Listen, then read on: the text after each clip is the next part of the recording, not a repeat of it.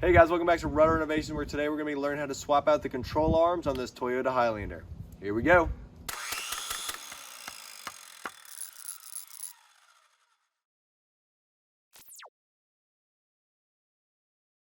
All right, we're going to start by placing the jack right up underneath this crimped part of the frame, and then we're going to raise it up and we're going to leave a little bit of space to put the jack stand there.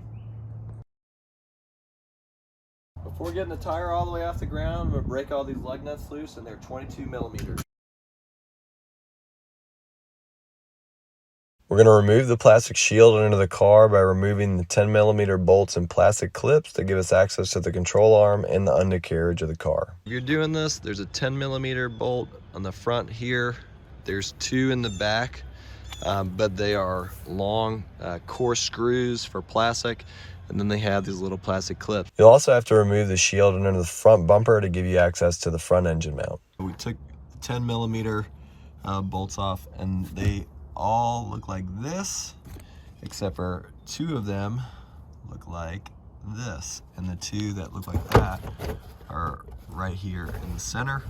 And then there was a plastic pin here that we tried to pull out. It was so dry rotted or whatever old, it just broke to pieces on this corner, and so we'll go ahead and get the other side.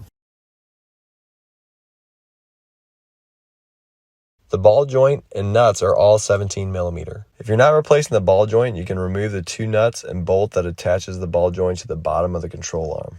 If you are replacing your ball joint, you'll need to uncrimp the CV axle nut by hammering a screwdriver or needle nose pliers into the slot in the axle, and then remove the 30 millimeter CV axle nut to allow you to move the axle out of the way and give you access to the ball joint's castle nut that attaches it to the knuckle. In order to slide the axle out of the knuckle, you'll have to remove the ball joint from the control arm underneath and slide it out. Because I was doing other work to the car, I loosened the strut from the knuckle to slide it out. Either way, once you move the axle, you'll have access to remove the pin that goes through the castle nut and loosen the nut with a wrench and punch the ball joint out with a hammer or ball joint removal tool. You'll notice in this clip, much of the front end was disassembled because I was changing the bearings at the same time, but removing the ball joint from the knuckle can be done without disassembling as much as you see here. I was just going to replace this, but then I decided to do the whole control arm because, as you can see, it's kind of dry rotted right here, and apparently people say that you're gonna have to replace those after 200,000 miles, and we're pretty close. There's a 19 millimeter bolt there, and then there's two 22 millimeter bolts here. The problem is that this one is blocked by the engine mount, and so what we're gonna do is we're gonna remove the 17 millimeter bolts on the bottom. There's a little plastic cover kind of like this that you'll have to pull out of here to have access to this 17 millimeter nut, and then there's another 17 millimeter here, and we're going to remove this. You also have to remove this cover as well, so you can just pull that out with your hand or with a screwdriver like that, and then we'll remove this. We'll jack up the engine with a block of wood so that we can remove this mount and have access to that control arm.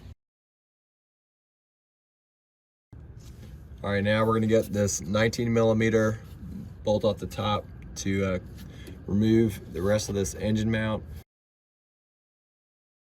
And now what we'll do is I have the engine, I'm gonna jack it up underneath. You can see my placement of wood is in between the transmission pan and right up under here, underneath the transmission. There's a hard part right above where the CV axle came out.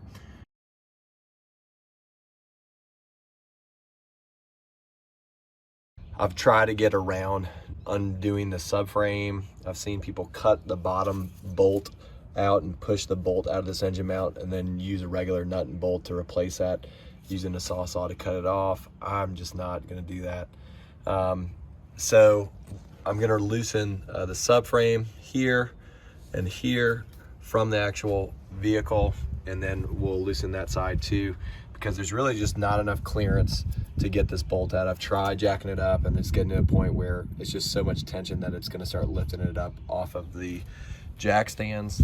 and then it's just going to be lifting the car up by the engine, which is obviously not good. So I'm going to loosen up the subframe, I'm going to support it, and then I'm going to see if I can lower the subframe and lift up the engine and hopefully have enough clearance to get this mount out. By removing the guard and loosening this, it'll give us access to loosening up the subframe here and here on the front of the car, and then we'll get the back.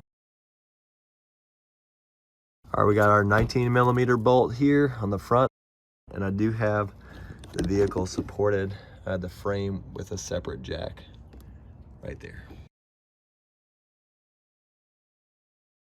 So we have this bolt loosened up. I just did it about 1/4 of an inch or so, and all this is loose, so we'll go ahead and do the back one now, and then we'll try and lower it. Next, we need to remove this plastic shield. There's a 10mm bolt here, and we'll get the other side and get this plastic shield down so we can loosen up the subframe on this side.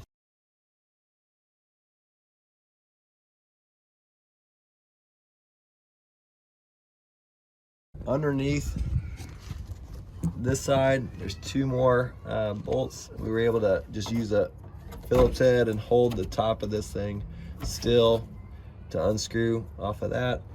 And then now we're going to remove these, and I believe they're 14mm.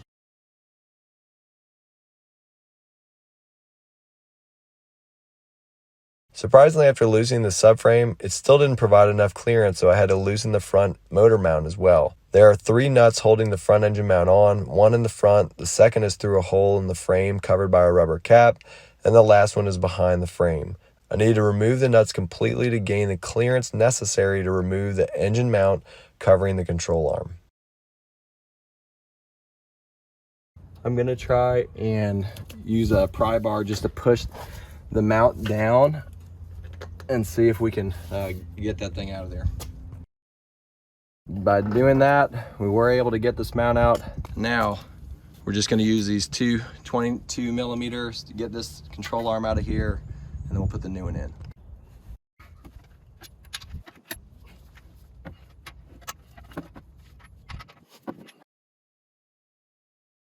For the record, it's much easier to loosen this from the bottom instead of from the top. Take these 22mm out. Okay, keep in mind there's a little bracket here that goes on the control arm. If I can get it out, goes just like this. Whoop, slide back on the new one. Okay, that will enable the control arm to come out. All right, we got our brand new control arm with the new ball joint installed already. It comes with it installed. You can get it separately, but I just decided to do the whole thing.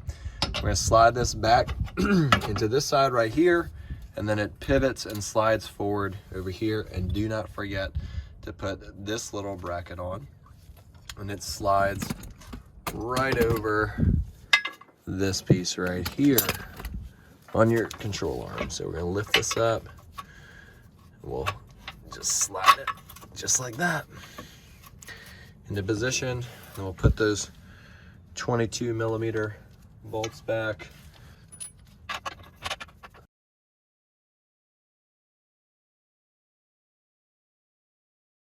Slide this up from underneath. 19mm. Torque spec for these that I saw is around 150. I saw somebody else do it 148. All right, there's 150. All right. For this part of the control arm, it's 19mm. We're gonna do it 100 foot-pounds of torque. I'm gonna get this back in. Gonna use our pry bar just to get this engine mount down enough. I'm not going to lower it all the way. I'm going to make sure that the front motor mount is lined up correctly, and then this is lined up correctly before I start to lower it so I don't mess up any threads. All right, I lowered it just a tad bit to get those front motor mounts threads lined up, And I'm glad I didn't just lower it, because they actually were all the way out. And this one's still all the way out. So I'm gonna lower it slowly with 2 hands on this jack, just so I can make sure I do it really slowly, make sure everything's going on there correctly. And then once everything's lined up, we'll release it all the way and then get these bolts back together. Front went in good. This is still loose. Looks like it went in good too. We're gonna release the rest of the pressure and then we'll tighten this thing up. Go ahead and get these nuts threaded back on the bottom. These are 17 millimeters. I'm gonna jack this up just a little bit before I tighten it up. All right, I just wanna make sure that this thing isn't really bound up whenever I tighten it up. All right, I'm gonna put the 3 nuts back on here at 73 foot-pounds. All right, this top nut up here is gonna be 70 foot-pounds of torque.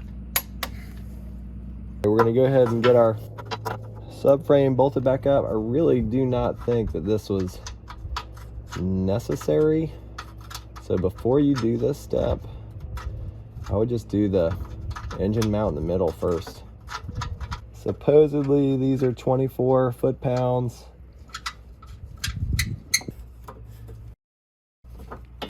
All right, we'll go ahead and do the same thing for the rear now.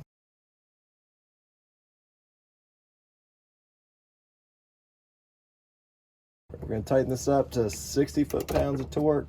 So here's our 24 foot-pounds of torque. All right, here's our front bolt. We're gonna do this one to 60 foot-pounds of torque as well. For the passenger side, in order to take this mount off, I left the middle or center front motor mount unscrewed. All right, so I took those 3 nuts off over there. And then in addition to that, I had to remove the 2 14 millimeter nuts on this mount right here that holds that CV axle in. So you can see it's loose right there, and there's 2 dust caps that I pulled loose right there. And that's how I was able to jack it up enough to get it out. And I put a block underneath the oil pan and jacked up the engine enough to where I was able to get it out.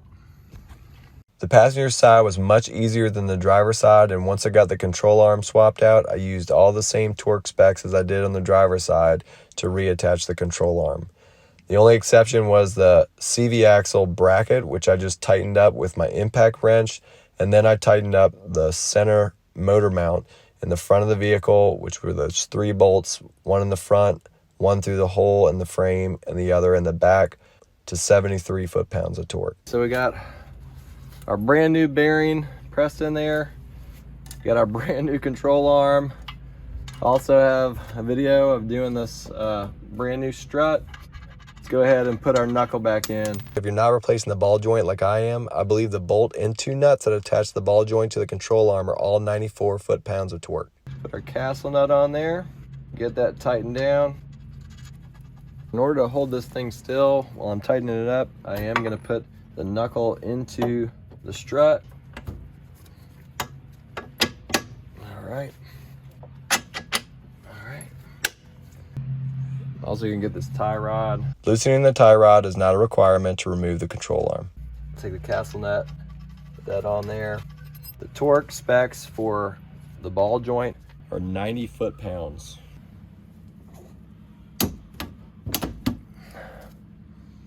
Also have my cotter pin I'm gonna stick back in here. Remember, because of the work I was doing, I removed the knuckle from the strut. So if you're getting your CV axle back through and only loosen the bottom, you'll have to tighten up the castle nut before reinstalling your axle, and then remove the 2 nuts and bolt that attach the ball joint to the control arm, which will allow you to slide your axle back through and then reattach your ball joint to the control arm.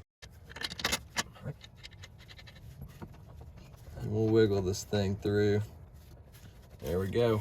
It's coming out of the front over here, if you can see that. The torque specs for the bottom portion of the strut is 155 foot-pounds.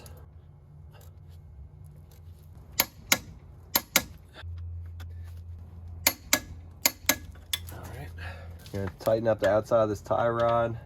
Its torque specs are 36 foot-pounds of torque. Don't forget to put your little cotter pin in. Bend that back. Here's our CV axle nut. Now that we've got this stuff back on, we're gonna tighten it down, and then we'll put the torque wrench on it. And it needs to be tightened to 217 foot-pounds of torque. So,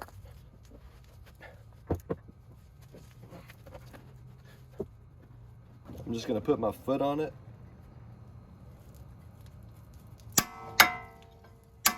There you go.